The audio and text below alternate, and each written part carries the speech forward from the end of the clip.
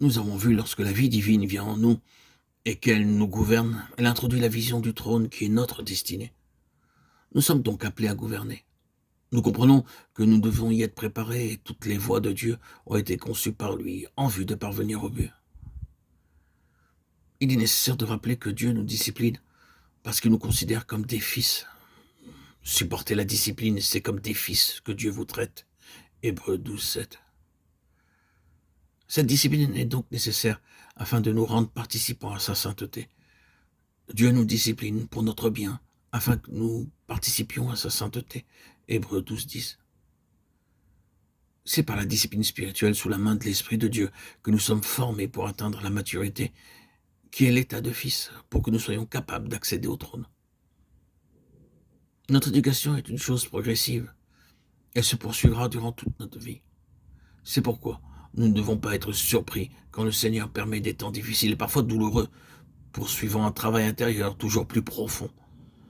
Nous avons besoin de comprendre cette chose à la fois si simple et si grande.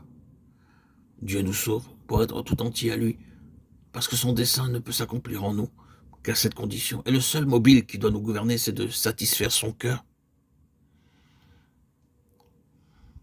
Pierre, dans la première épître, nous parle de l'épreuve de notre foi, afin que l'épreuve de votre foi, plus précieuse que l'or périssable, 1 Pierre 1, 7. Notre foi doit donc être purifiée. Et pourquoi? Pourquoi donc notre foi doit être purifiée? Bien, tout d'abord, il est parlé de votre foi, c'est-à-dire celle que nous exerçons, alors qu'en Marc 11, 22, le Seigneur dit « Ayez foi en Dieu », ou littéralement « Ayez la foi de Dieu ». Notre foi doit être testée par l'épreuve, comme un ouvrage que l'on vient de construire, afin de s'assurer de sa solidité et de la valeur effective des calculs. Notre foi est dans une très large mesure mentale. Les difficultés nous trouvent vite désemparés, ne sachant que faire. Nous ne pouvons parvenir à une réelle foi, celle du cœur, qu'à travers les voies de Dieu. David dut passer par des expériences très douloureuses pour parvenir à une plus haute mesure de foi.